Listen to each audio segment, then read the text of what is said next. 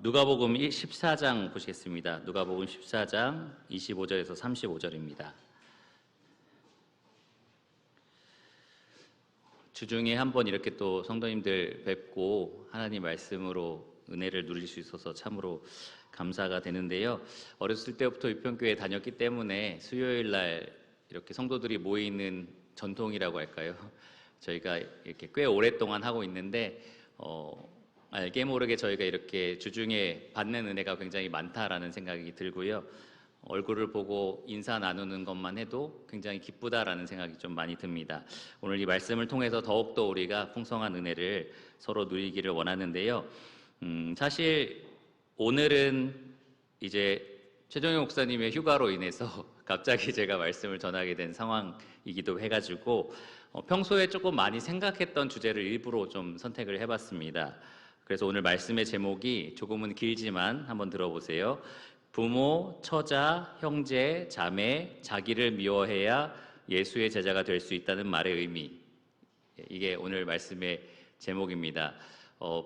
설교를 적으시는 분들은 왜 이렇게 길어라고 하면서 지금 좀 힘들게 적으실 수도 있는데요. 부모, 처자, 형제, 자매, 자기를 미워해야 예수의 제자가 될 수 있다는 말의 의미. 사실 제가 이 말씀을 조금 더 고민하면서 묵상하게 된 이유가 왜 예수님은 그냥 가족이라고 하시면 되는데 이렇게 하나하나 따로따로 떼어서 말씀하셨을까라는 질문에서 이 말씀 연구가 좀 시작되었기 때문이기도 합니다. 오늘 이 말씀을 통해서 저는 이 그리스도인의 삶이라는 것은 더욱 주님을 사랑하기 위한 투쟁이다라는 말씀을 좀 전하려고 해요. 그리스도인의 삶이라는 것은 주님을 덜 사랑하게 만드는 많은 요소들, 많은 것들을 우리가 계속해서 주님 아래로, 주님을 더 사랑하게 하는 도구로 삼는 매일의 훈련이다라는 것을 좀 말씀을 드리려고 합니다. 오늘 말씀의 배경이 되는 것은 예수님의 공생의 사역이었습니다. 예수님의 공적인 사역, 주로 갈릴리와 유대 지역을 중심으로 이루어졌던 복음 전도 사역이 거의 막바지에 이르렀을 때였습니다. 한 2년 정도가 지났고요. 이제 마지막 1년 정도를 남겨둔 시점이었어요. 갈릴리에서 조금, 또 유대에서 조금, 그 다음에 이제 예루살렘으로 내려가시면서 마지막 예루살렘 사역을 마무리하면서 십자가에서 이제 대속의 사건을 이루는 것으로 예수님의 공생애가 마무리됩니다. 지금 오늘 기록된 누가복음 14장의 사건은 그러니까 2년 정도가 지난 후 예수님의 천국복음 이 사역이 굉장히 많이 진행되고 나서의 일입니다. 그러다 보니까 많은 기적과 또 예수님의 놀라운 가르침을 들었던 사람들이 예수님의 제자가 되겠다라고 하면서 몰려들기 시작했던 거예요. 정말로 수많은 사람들이 몰렸습니다. 그래서 25절, 오늘 본문의 25절을 보시면 시작이 수많은 무리가 함께 갈새라고 이야기를 합니다. 함께 가다. 예수님이 가는 어느 곳이든 지금 따라다녔다는 거예요. 예수님 산으로 가면 산으로 가고 바닷가로 가면 바닷가로 가고 계속 예수님을 따라다니면서 이분을 따르는 제자가 되겠다라는 마음을 어느 정도 가지고 있는 상태였습니다. 그런데 예수님은 나에게 주여 주여 하는 사람마다 다 제자가 아니다라는 것을 분명하게 말씀해 주시기를 원했어요. 그래서 사역 초기부터 이것에 대해서 분명히 말씀을 하셨고요. 또 이렇게 몰려든 사람에게 모두가 다 나의 제자가 되는 건 아니다. 이렇게 따라다닌다고 해서 다 제자가 되는 건 아니다라고 분명하게 말씀해 주기를 원하셨습니다. 그래서 여기 25절에 보시면 돌이키사, 뒤로 돌았다라는 의미거든요. 예수님 뒤로 지금 수많은 인파가 따라오고 있는 중이었는데 예수님이 갑자기 걸음을 딱 멈추시고 뒤로 돌아서 이들에게 진짜 나를 따르는 제자는 이런 사람이다라고 분명하게 말씀을 해주신 거였습니다. 그 말씀이 무엇이었는지 제가 26절부터 35절까지 찾으신 줄 알고 먼저 읽도록 하겠습니다. 25절부터 읽겠습니다. 수많은 무리가 함께 갈새 예수께서 돌이키사 이르시되 무릇 내게 오는 자가 자기 부모와 처자와 형제와 자매와 더욱이 자기 목숨까지 미워하지 아니하면 능히 내 제자가 되지 못하고 누구든지 자기 십자가를 지고 나를 따르지 않는 자도 능히 내 제자가 되지 못하리라. 너희 중에 누가 망대를 세우고자 할진대 자기의 가진 것이 준공하기까지에 족할는지 먼저 앉아 그 비용을 계산하지 아니하겠느냐. 그렇게 아니하여 그 기초만 쌓고 능히 이루지 못하면 보는 자가 다 비웃어 이르되 이 사람이 공사를 시작하고 능히 이루지 못하였다 하리라. 또 어떤 임금이 다른 임금과 싸우러 갈 때에 먼저 앉아 1만 명으로서 저 2만 명을 거느리고 오는 자를 대적할 수 있을까 헤아리지 아니하겠느냐. 만일 못할 터이면 그가 아직 멀리 있을 때에 사신을 보내어 화친을 청할지니라. 이와 같이 너희 중에 누구든지 자기의 모든 소유를 버리지 아니하면 능히 내 제자가 되지 못하리라. 소금이 좋은 것이나 소금도 만일 그 맛을 잃으면 무엇으로 짜게 하리요. 땅에도 거름에도 쓸데없어 내버리느니라. 들을 귀가 있는 자는 들을지어다 하시니라. 자, 예수님은 뒤로 돌이키셔서 그 수많은 인파에게 말씀하셨습니다. 너희 중에 이 말을 듣고 정말 무슨 의미인지 알아들었으면 정말 그래도 내 말에 대해서 수긍하고 따르겠다라고 한다면 따라라. 그러나 여기에 해당되지 않는 사람은 나의 제자가 될 수 없다라고 분명하게 말씀을 하십니다. 예수님이 하신 말씀은 굉장히 복잡하거나 어려운 말씀은 아니었어요. 너의 제자가 되려면 토익 몇 점 이상, 그다음에 학력은 몇 어디 이상, 키는 몇 센치 이상, 이렇게 엄청나게 많은 것들을 요구하신 게 아닙니다.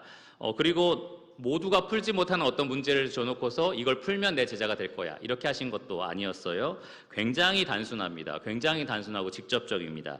26절과 27절에서 분명히 말씀하고 있는데, 먼저 누가 예수님의 제자가 될 수 있는지 그 조건에 대해서 살펴보겠습니다. 26절을 보시면 무릇 나에게 오는 자가 자기 부모와 처자와 형제와 자매와 더욱이 자기 목숨까지 미워하지 아니하면 능히 내 제자가 되지 못하리라 라고 말씀을 하십니다. 이 말씀 자체가 굉장히 독특하죠. 어떻게 이런 사람이 제자가 될 수 있다고 하시는 거지? 라는 생각이 듭니다. 그냥 이 문자 그대로 바라보면 그러면 엄마 미워, 아빠 미워 이러면 넌 나의 제자, 약간 이렇게 하시는 건가라는 생각이 들죠. 문자 그대로 본다면 좀 그렇습니다. 근데 그런 의미는 아닐 거라고 그냥 본능적으로 느껴지시죠. 그런 의미는 진짜 아닐 거다라고 생각이 듭니다. 그래서 두 가지 질문의 답을 찾아야 되는데, 제가 지금 방금 제기한 의문이 첫 번째 질문입니다. 미워한다는 것의 의미가 무엇인가? 미워한다는 것의 의미가 무엇인가? 진짜로 미워, 혐오해, 싫어해, 멸시해 라는 그런 의미냐? 그렇지 않습니다. 이 문맥에서는 절대로 그런 의미가 아닙니다. 이 미워하다라는 이 같은 단어가 마태복음 6장에서 사용이 되었는데요. 마태복음 6장 말씀에 보면 이 앞에 아마 화면에 나올 겁니다. 한 사람이 두 주인을 섬기지 못할 것이니 혹 이를 미워하고 저를 사랑하거나 에서 미워하다라는 말에 사용이 되었습니다. 그러니까 부모, 처자, 형제, 자매, 자기 자신을 미워한다라는 말은 사실 그냥 그 대상을 미워하라는 말이 아니라 더 사랑하는 대상이 있기 때문에 상대적으로 덜 사랑하게 된다라는 것을 의미합니다. 성경은 일관성 있게 구약과 신약 모두 내 이웃을 내 몸처럼 사랑하라, 그리고 부모를 사랑하고 자녀를 사랑하고 형제를 사랑하고 계속 사랑하라라고 명령을 하고 있어요. 어디에도 미워하라는 명령이 나와 있지 않습니다. 그런데 예수님이 이 말씀을 하실 때는 진짜로 문자 그대로 미워하라는 말씀이 아니고요. 더 사랑해야 되는 대상이 있기 때문에 그 대상을 사랑하기 위해서 나머지 모든 가족들, 나머지 모든 사람들을 덜 사랑해야만 나의 제자가 될 수 있다라고 말씀을 하신 겁니다. 누가 합당한 제자인지 또 말씀하신 말씀이 있어요. 마태복음 10장 37절인데요. 여기에서 더 명확하게 이렇게 말씀을 하십니다. 아버지나 어머니를 나보다 더 사랑하는 자는 내게 합당하지 아니하고. 이것과 오늘 이 본문이 같은 의미예요. 미워하라라는 말이 사실은 나보다 이 아버지, 어머니, 그리고 아내, 자녀, 형제, 자매를 더 사랑하면 안 된다라고 말씀을 하신 겁니다. 거꾸로 뒤집으면 누굴 더 사랑해야 되는 거죠? 예수님을 더 사랑해야 예수님의 제자가 될 수 있다라고 말씀을 하신 겁니다. 한마디로 말하면 예수님의 제자는 예수님을 가장 사랑하는 사람이다 라는 거예요. 예수님의 제자는 예수님을 그 누구보다 가장 많이, 가장 더 사랑하는 사람이 바로 예수님의 제자라는 겁니다. 그런데 이것은 어떤 한 순간을 말하는 게 아니라 계속해서 반복적으로 보여줘야 되는 상태라는 것을 분명하게 말씀을 하십니다. 반복적인 훈련이 필요하다는 거예요. 27절에 이렇게 표현하셨습니다. 누구든지 자기 십자가를 지고 나를 따르지 않는 자도 능히 내 제자가 되지 못하리라.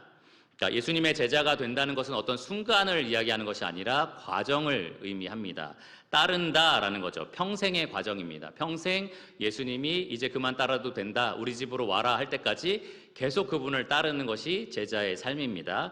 따르다라는 것은 현재형으로서 계속해서 반복적으로 이루어지는 사건을 의미해요.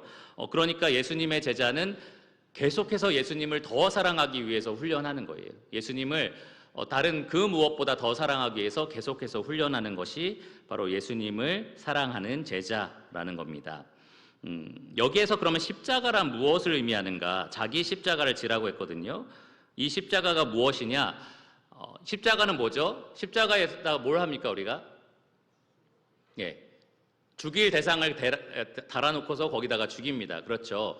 그러니까 십자가를 언제든지 들고 다니면서 예수님보다 더 사랑하고 싶은 것이 있거든, 거기에다가 죽이라는 말입니다. 예수님보다 더 사랑하고 싶어지는 대상을 날마다 못 박는 사형틀이 바로 십자가라는 거예요.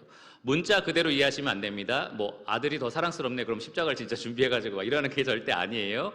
이 아들을 사랑하는 내 마음을 그 십자가에서 제거하고 예수님을 더 사랑하는 마음으로 계속해서 바꿔가는 투쟁이 바로 예수님이 제자가 매일매일 해야 되는 투쟁이다라고 말씀을 드리는 겁니다. 누가복음 9장 23절에 보면 그래서 예수님은 날마다 제 십자가를 지고 나를 따를 것이니라 라고 말씀하셨어요. 날마다.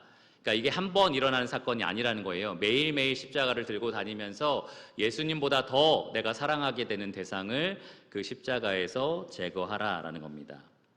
그것이 부모가 될 수도 있고요, 처자가 될 수도 있고요, 형제와 자매가 될 수도 있고요, 또 자기 자신이 될 수도 있습니다. 거의 대부분은 자기죠. 자기 목숨입니다. 자기 자신이 가장 사랑스럽기 때문에 거의 대부분 우리가 십자가에 자기 자신을 못 박아야 됩니다. 그래서 예수님은 자기 십자가를 지고 나를 따르라 앞에 자기를 부인하고 라는 말씀도 하셨어요.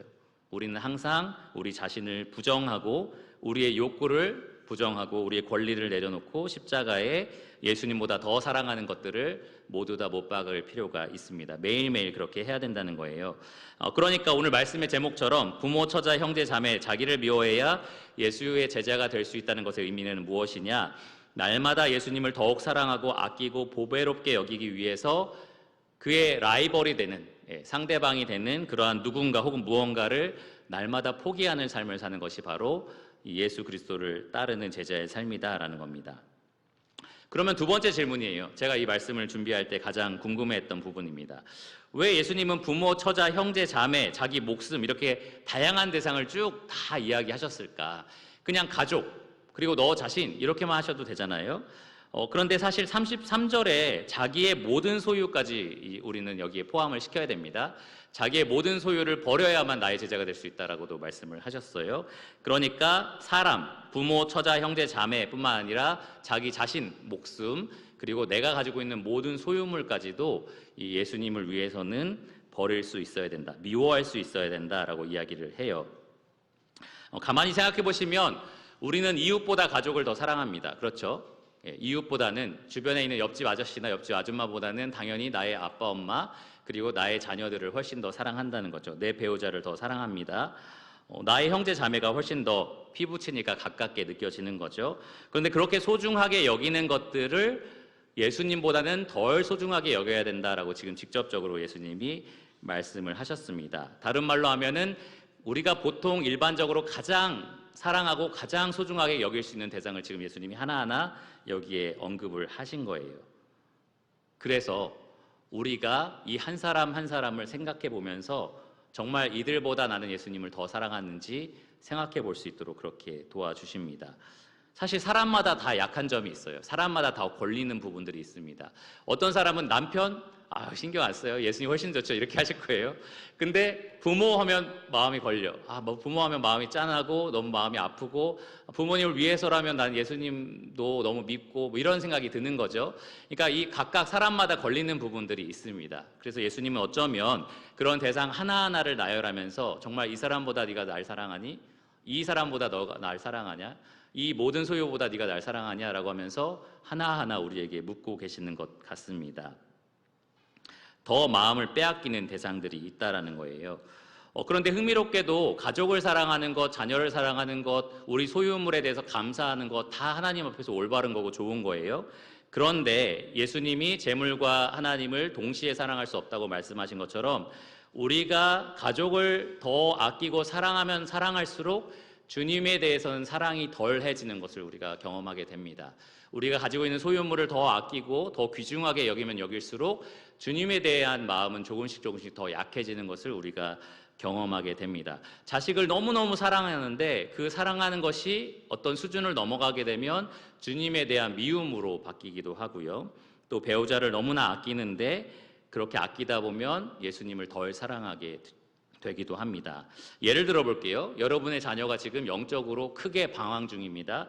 지금까지 주일학교 학생이 잘 나왔는데 갑자기 나는 뭐 교회도 싫고 하나님도 없는 것 같아요 라고 하면서 엄청 투정을 부리는 거예요. 왜 부모님 때문에 여기 나와야 되는지 모르겠어요 막 이러면서 이제 힘들어하는 거죠. 그러면 부모의 마음은 어때요? 뭐 괜찮아요. 주님이 있으니까 난 사랑해요. 뭐 이렇게 하나요? 그렇지 않죠?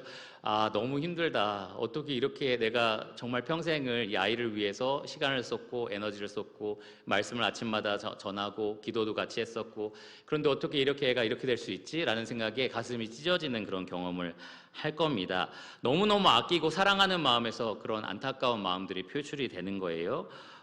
그래서 하나님께 계속 더 간절히 매달리고 기도하기 시작합니다. 아이가 바뀌게 해주시고 변화시켜주세요. 하나님만 그렇게 하실 수 있습니다. 라고 기도를 하는 겁니다. 그런데 그러한 기도가 계속해서 절망으로 이제 응답이 되는 거죠.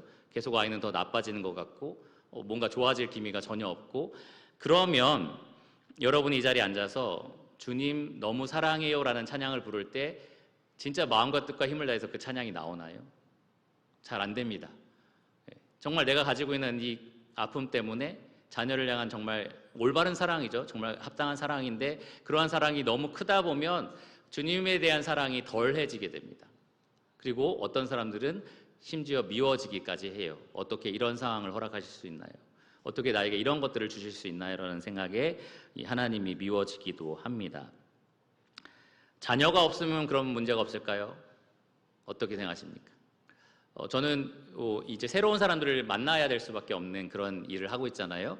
그러면 그분들이 이제 가장 저에게 편안하게 물어볼 수 있고 저에게 관심을 표현해주는 질문을 하려고 많이 노력을 해요. 그 중에 하나가 자녀는 몇 명이세요? 자녀는 몇이세요? 지금 뭐 초등학교 들어갔겠네요. 막 이렇게 얘기도 하세요. 그러면 이제 제가 분명히 난감해하실 텐데 하면서 대답을 해줍니다. 그러면서 이거 죄송합니다. 이러면 제가 괜찮아요. 이렇게 하면서 이제 답변을 하는 거죠. 근데 그런 순간순간에 잠깐 생각이 듭니다. 하나님 왜 그러면 이러시나요? 라는 생각이 들면서 정말 하나님이 날 사랑하시는 걸까? 라는 생각이 들기도 하는 거예요. 어제는 제가 조금 복잡한 심경에 저의 유일한 취미생활이죠. 책을 읽었습니다. 다니엘 블록이라는 어떤 훌륭한 신학자가 예배에 대해서 구약 성경과 신약 성경을 총 분석해서 이제 예배에 대해서 쭉 설명한 책인데요. 영광의 회복이라는 책입니다. 그 책에서 이런 문구를 제가 어제 읽었어요. 남자에게 최악의 운명은 씨가 없어 자신의 이름이 소멸되는 것이다. 그래서 어제 너무 스트레스 와서 책이나 읽어야지 하고 책을 읽었는데 이거를 읽고서 밑줄을 쳤습니다. 그래가지고 이런 거를 이제 읽을 때에 제가 그냥 가볍게 넘기면 되는데 이런 것들이 가랑비에 옷 젖듯이 좌절하게 하는 거예요. 사람을 좌절하게 하면서 그러면 주님만으로 만족합니다. 오늘 우리가 불렀던 찬양처럼 주 예수보다 귀한 것은 없네 이런 노래를 할 때 아멘 정말 주님밖에 없습니다. 이런 마음이 순전하게 우리 안에서 솟아나면 좋겠는데 그렇지 않은 거죠. 그렇지 않은 겁니다. TV에서 뭐 아이들을 학대해서 막 그냥 버렸다, 뭐 갓난아기인데 그냥 버렸다 이런 거면 주님 이런 사람한테 주시는데 왜 안 주시나요? 전 정말 사랑해 줄 수 있는데 정말 그들에게 항상 복음을 전해 줄 수 있는데 왜 그러시나요? 이런 생각이 이제 드는 거죠. 그러니까 이거에 대한 사랑이 있다는 것 자체는 문제가 없어요. 그런데 이게 너무 크다 보면 너무 그것이 귀중하게 느껴지다 보면 하나님이 덜 사랑스러운 겁니다. 하나님이 더 사랑할 수가 없는 존재가 되는 거고요. 오해하게 되는 거고 그리고 미워하게 되는 겁니다. 자기 몸이 계속해서 오래오래 아파요. 혹은 자기가 사랑하는 가족이 오래오래 병원에 있는 겁니다. 그럴 때 하나님 그래도 난 하나님을 온 마음 다해서 사랑합니다 라고 고백하기가 어려워집니다. 재산이 갑자기 하루아침에 다 사라져서 집 밖으로 나가야 되는 상황이 됐어요. 그럴 때도 우리는 이러한 영적인 위협을 받습니다. 하나님을 전심으로 사랑하기가 힘든 겁니다. 여러분 모두 이런 경험을 하실 거예요. 내가 사랑하는 가족들, 내가 사랑하는 나의 몸, 나의 건강, 나의 유익, 또 경제적인 것들, 많은 것들이 항상 흔들립니다. 항상 흔들리고 항상 무언가 일어나요. 그럴 때마다 하나님에 대한 사랑이 변하지 않으면 좋겠는데 계속 줄어들기도 하고요. 다른 것들이 더 사랑스러워 보이기도 합니다. 정말 유혹을 받아서 우리가 넘어지는 걸 수도 있지만 어떨 때는 시험 때문에 우리가 하나님을 사랑할 수 있을 만한 힘을 우리 안에서 발견하지 못하는 겁니다. 그래서 주님은 이어서 계산해보라 라는 비유를 들어서 우리에게 말씀해 주십니다. 두 가지 비유를 말씀해 주셨어요. 그래서 제자의 삶이 정말 남는 삶인지 한번 계산해보고 결국에는 승리하는 삶인지 한번 따져봐라 라고 이야기를 하셨어요. 첫 번째로는 건축의 비유고요. 두 번째는 전쟁의 비유입니다. 이 비유가 정말 탁월하다라고 저는 생각을 했는데, 왜냐하면 우리 삶이 조금씩 쌓아져서 결국에는 완성될 하나의 건물과 같기 때문이고요. 또 우리의 삶이 치열하게 영적인 싸움을 싸워서 결국에는 승리하게 되는 삶이기도 하기 때문에 그렇습니다. 주님은 적절한 비유를 두 가지를 들어서 우리에게 말씀해 주셨습니다. 먼저 보시면 28절에서 30절까지 망대는 옛날에 과수원에서 누가 이걸 서리하러 오나 보려고 하는 그런 원두막 같은 거죠. 그런 거라고 얘기해도 좋고요. 탑입니다. 군사들이 거기에 있을 수도 있고 하는 그런 탑인데요. 그러한 망대를 세우고자 하는 자에 대해서 말씀하십니다. 준공은 이제 공사를 완료했다라는 것을 의미하는데, 공사를 들어가기 전에 이 사람이 하는 일을 보시면 28절에 앉아서라는 말이 있습니다. 그러니까 일어나서 뭔가 벽돌을 나르거나 풀을 깎거나 그 털을 닦거나 이런 걸 다 하기도 전에 먼저는 앉아야 된다는 거예요. 그리고 계산을 합니다. 계산을 하는 이유는 무엇입니까? 내가 지금 가지고 있는 돈이 있는 거죠. 근데 그 돈으로 이 망대를 충분히 지을 수 있는지 없는지를 계산해 보는 겁니다. 만약에 그 계산 없이 무턱대고 망대를 지으면 어떻게 되죠? 혹시 그 비용이 모자라다면 짓다가 말아버리게 되는 겁니다. 예수님 그 말씀을 하시는 겁니다. 만약에 그렇다면 기초만 쌓고 결국 다 짓지 못해서 지나가는 사람들마다 저거 봐라, 기초만 쌓고 아무것도 못했네 라고 하면서 비웃을 거다라고 지금 말씀을 하셨습니다. 그 다음에 하신 비유는 국가 간의 전쟁이에요. 한 임금이 다른 임금의 나라에 쳐들어가려고 하는 상황입니다. 우리 편은 1만이고요. 상대편은 2만입니다. 그러면 어떻게 해야 되죠? 신에게는 아직 12척의 그래요. 그런 엄청난 전략이 있거나 엄청난 그 당시 어떤 지형이나 이런 것들을 이용할 수 있는 지혜가 있다든지 그러면은 한번 붙어보자라고 결정을 내릴 수도 있을 겁니다. 그런데 싸워서 이기지 못할 것이 뻔하다라는 것이 이 결론이라면 어떻게 하는 게 맞아요? 아직 쳐들어오기 전에 이 사신을 보내서 평화협정을 맺읍시다 라고 하는 것이 훨씬 더 지혜로운 일입니다. 31절을 보시면 그래서 싸움을 걸기 전에 먼저 앉아서 라고 또 얘기를 하세요. 신기하죠? 앉다라는 말이 두 번이나 나옵니다. 앉아서 헤아려 보는 것이 옳다라고 지금 말씀을 하십니다. 무언가를 하기 전에 먼저 앉아서 차분히 하나하나 따져보면서 생각해 보라는 거예요. 계산해 보라는 거고 헤아려 보라는 겁니다. 자, 이거 되게 일반적인 거고요. 당연하다라고 생각을 할 거예요. 이 말씀을 듣는 사람들도 그게 맞지, 계산해보고 짓는 게 맞고 계산해보고 헤아려보고 싸우는 것이 맞지라고 생각을 했을 겁니다. 그런데 예수님은 그럼 이 비유를 통해서 제자로서 자기를 따르는 것에 어떤 관련된 지금 교훈을 주기를 원하셨던 걸까요? 주님께서 이 비유를 주신 목적이 두 가지 정도가 있습니다. 둘 중에 하나라는 거예요. 여러분이 그 중에 무엇인지 한번 잘 생각해 보시기 바랍니다. 첫 번째는 이 목적으로 주님이 비유를 주셨다라고 볼 수도 있습니다. 첫 번째, 섣불리 제자가 될 생각하지 말고 앉아서 차분히 계산해봐라. 앉아서 차분히 계산해봐서 제대로 각오한 후에 제자가 되라라는 겁니다. 그런 것 같으신가요? 앉아서 너네가 정말로 제자가 될 수 있을지 없을지, 정말 부모, 처자, 자녀, 형제, 자매 이들을 미워하게 된 상황이 펼쳐지더라도 그래도 나는 주님을 따르겠다라는 각오가 되어 있는지 한번 너희 자신을 생각해봐라. 이 말씀으로 예수님께서 이 비유를 주신 것일까라는 생각을 해보시는 거죠. 그렇게 할 수 있는 확신이 있다면 나를 따라라 라는 겁니다. 그러니까 만약에 이 의미라면 예수님을 따르다가 정말 형제자매가 아프네요. 아니면은 배우자가 너무 나를 배신했네요. 이런 일들이 터졌을 때 주님 이제는 주님을 못 따르겠습니다 라고 했을 때 주님은 이렇게 말씀하시는 거죠. 내가 계산해보라고 했지 않았냐. 충분히 할 수 있다고 네가 따른 거 아니냐라고 말씀을 하시는 거죠. 이게 첫 번째 목적입니다. 두 번째 비유의 목적은 이거예요. 예수님의 제자가 되는 데는 분명히 비용이 발생할 텐데 나를 따를 때 훨씬 더 큰 수익을 얻을 수 있다. 그러니까 그 둘의 비용과 얻을 수 있는 수익을 같이 계산해보고 훨씬 더 수익을 얻는 나를 따르는 것이 확실하니까 나를 따라라 라고 말씀을 하시는 겁니다. 이 둘의 차이를 좀 아시겠어요? 아시겠습니까? 첫 번째는 나를 따를 각오가 있는지 너희 자신을 한번 점검해봐라는 거고요. 두 번째는 너희가 치를 비용이 있지만 내가 훨씬 더 큰 유익을 줄 거니까 그러니까 따라도 된다라고 말씀을 하시는 겁니다. 예수님을 따르다가 힘들어졌어요. 다른 내가 사랑하는 것들이 생겼고 소유물이 갑자기 사라져서 주님을 덜 사랑하게 됐네요. 그래서 주님만을 사랑하는 거, 주님을 가장 사랑하는 게 정말 힘들어졌어요 라고 했을 때 두 번째의 경우는 주님이 이렇게 말씀하시는 거예요. 앉아서 다시 한번 생각해봐. 네가 훨씬 지금 이익을 보고 있다. 나를 따르는 것이 훨씬 더 수익을 보는 일이다 라고 지금 말씀을 하시는 겁니다. 전자와 후자 중에 무엇이 더 합당하다고 생각하십니까? 주님이 이 비유를 드신 이유가 전자와 후자 중에 뭐에 더 맞다라고 생각이 드시나요? 1번과 2번 중에 1번 아무도 없으신 것 같아요. 2번 지금 한 4분 정도 5분 정도 계십니다. 저는 후자라고 믿습니다. 근거가 있어요. 33절입니다. 33절을 보시면 말씀이 참 흥미롭게 이렇게 이어집니다. 이와 같이라고 얘기를 해요. 이와 같이. 자, 자기 소유를 버려야만 나의 제자가 될 수 있다라는 말을 이제 하실 건데 이와 같이라는 말은 앞에 있는 비유를 이어서 설명하는 내용입니다.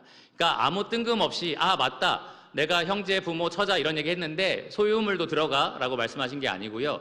비유를 하신 다음에 그 문맥에 맞게 지금 이와 같이라고 하면서 설명을 하신 겁니다. 그러면서 뭐라고 하셨냐? 자기의 모든 소유를 버려야 나의 제자가 될 수 있다라고 말씀을 하십니다. 갑자기 왜요? 갑자기 왜 모든 소유를 다 버려야만 제자가 될 수 있나요? 진짜로 문자 그대로 내 소유를 다 버리면 이게 하나의 그 제자 등록비가 돼가지고 그러면 내가 제자로 받아줄게 이렇게 말씀하시는 게 절대 아닙니다. 무슨 말이냐면 너의 모든 소유보다 나를 따르는 것이 더 이득이다라고 지금 말씀을 하시는 겁니다. 이 계산이 되어야 한다는 거죠. 앞에 계산하고 헤아리라고 했잖아요. 너의 모든 소유를 버려도 나를 따르는 것이 이득이다라고 지금 주님께서는 말씀을 하시는 겁니다. 예수님은 하루는 진짜 직접적으로 이렇게 말씀하신 적도 있어요. 마가복음 10장 21절에 보시면 한 부자 청년에게 이렇게 말씀하셨습니다. 너에게 있는 것을 다 팔아 모든 소유죠. 가난한 자들에게 주라. 그리하면 하늘에서 보화가 너에게 있으리라. 그리고 와서 나를 따르라. 지금 두 가지 재물을 비교하고 계십니다. 너에게 있는 모든 것을 다 팔아라. 너의 소유를 다 팔라고 하신 거예요. 그러면 뭐가 있다고요? 하늘에 보화가 있을 거다라고 하는 겁니다. 하나를 포기하면 또 하나를 얻을 수 있는 상황이 된 거죠. 그런데 나에게 있는 이 부자 청년에게 있는 것이 한 2억 정도 돼요. 그런데 하늘의 모든 보화는 1억이에요.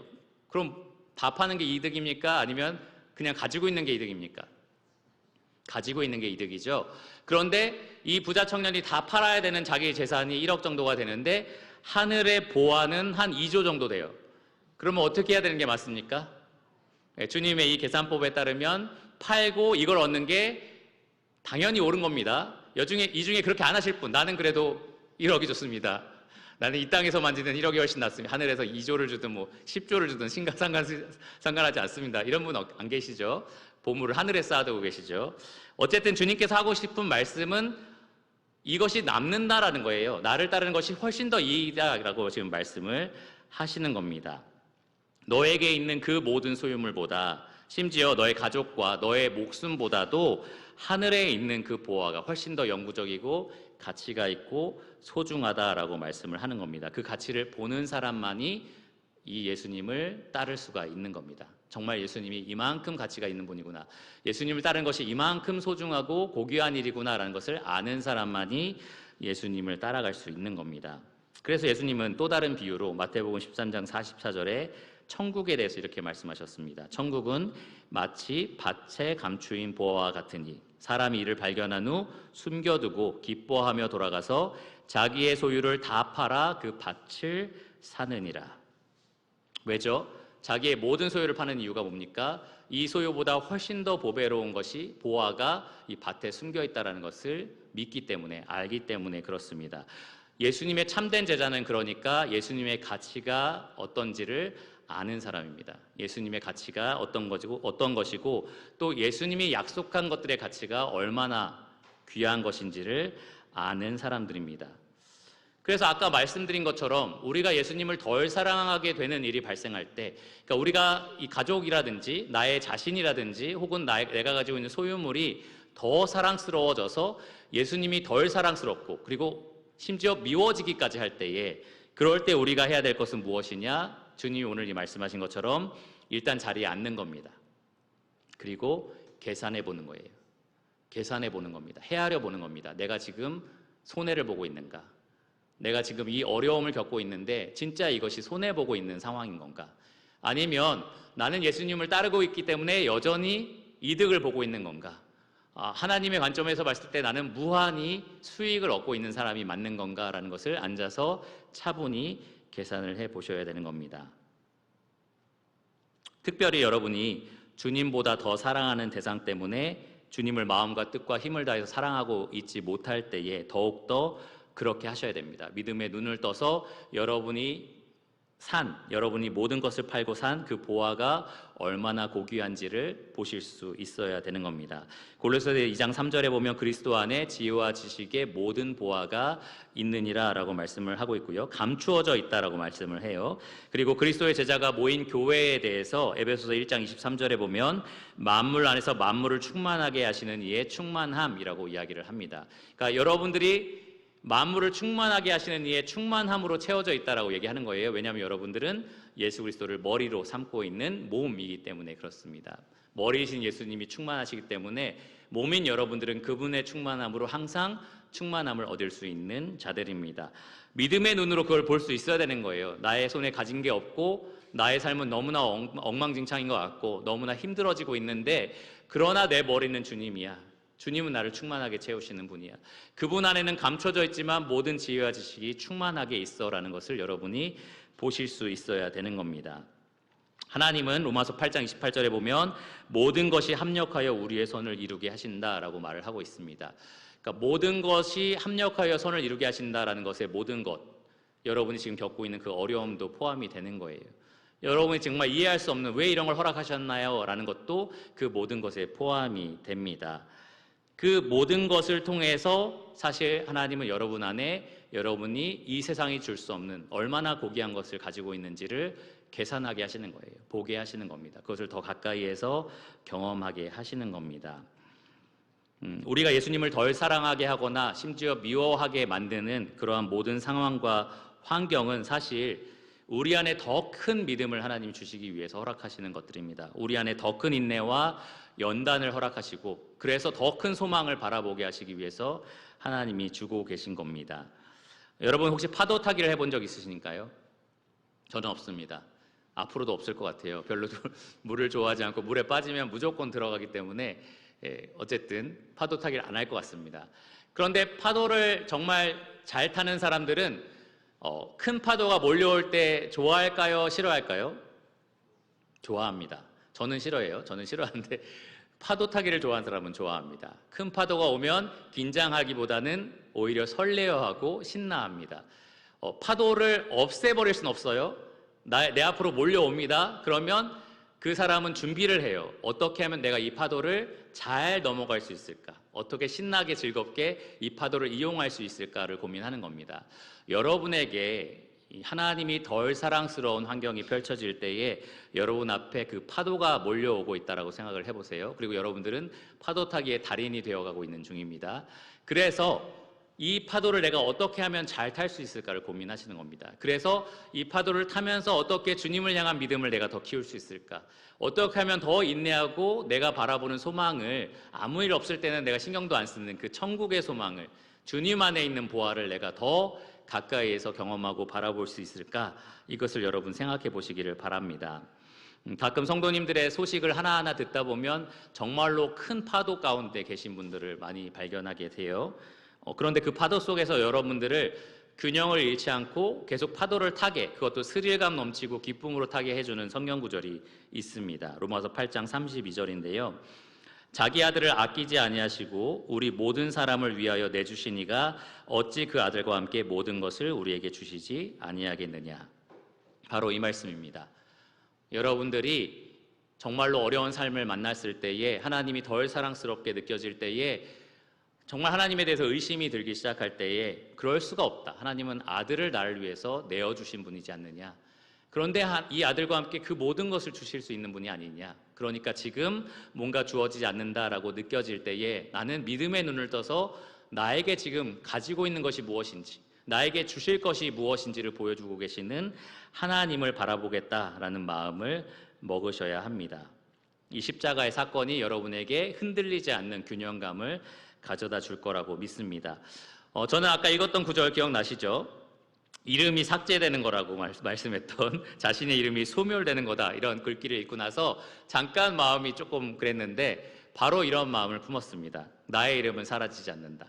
나의 이름은 천국에서 영원토록 사라지지 않을 것이다. 예수 그리스도 안에 나의 이름은 영원토록 그 가치를 잃지 않을 거다라는 마음을 갖게 되었습니다. 이것이 그리스도인들이 주님을 더 사랑하는 방식이고요. 우리가 덜 사랑하게 되는 마음을 가졌을 때에 투쟁하는 방식입니다. 나에게 그 아들까지 내어주신 하나님은 지금 이 환경도 나에게 가장 최선이라고 믿고 주시는 것이다라고 우리가 의심하지 않고 끝까지 사랑하는 겁니다. 전심으로 우리가 주님을 사랑할 수 있게 만들어주는 놀라운 법칙입니다. 자, 마지막으로 그러면 적용에 대해서 좀 생각해 보겠습니다.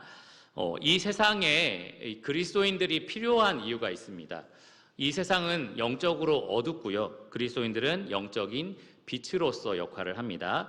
이 세상은 영적으로 썩어져 가고 있습니다. 갈수록 더 썩어져 가고 있어요. 그런데 그리스도인들은 그 썩어져 가는 세상을 맛을 내고 그리고 보존하게 하는 역할을 해요. 그게 소금이라고 이야기를 합니다.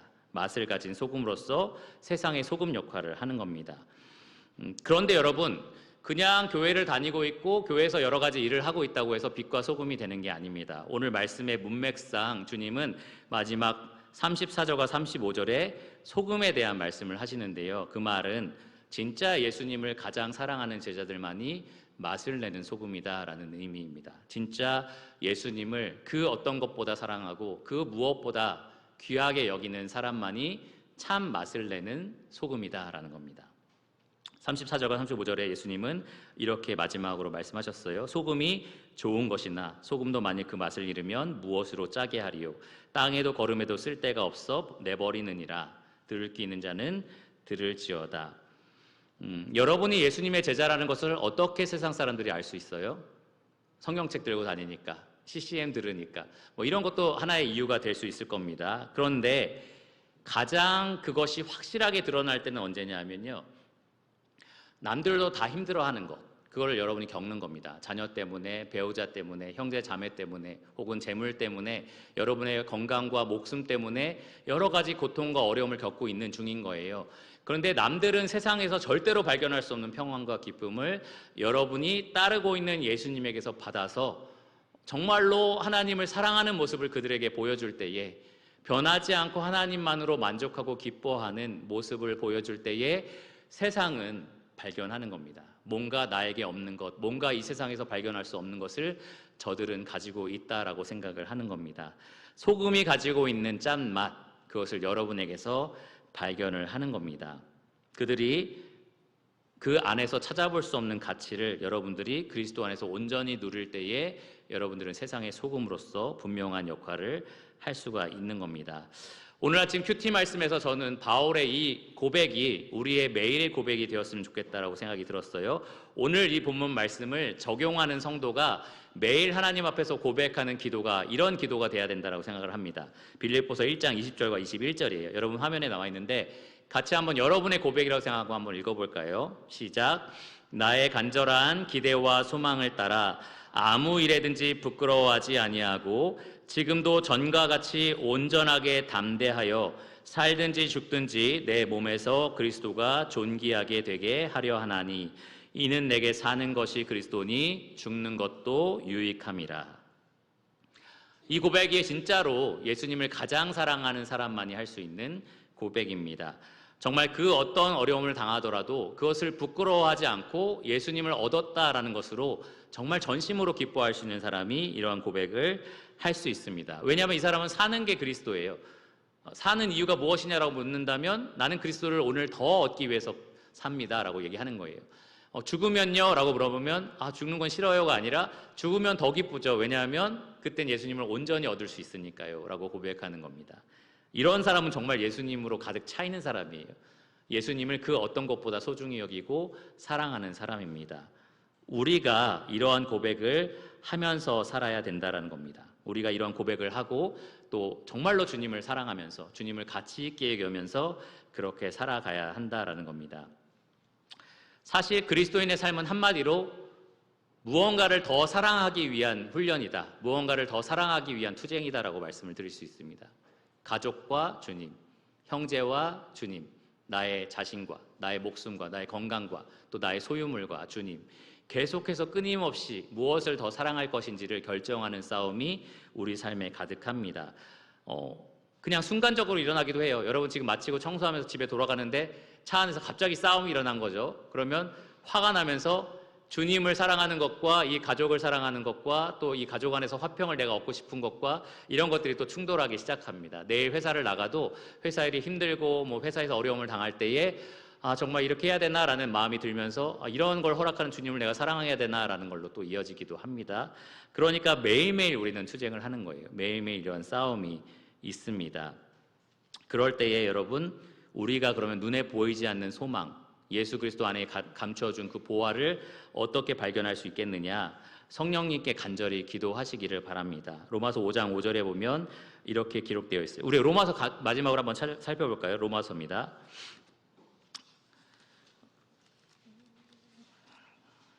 신약성경 245페이지 정도에 있어요. 로마서 5장 5절입니다.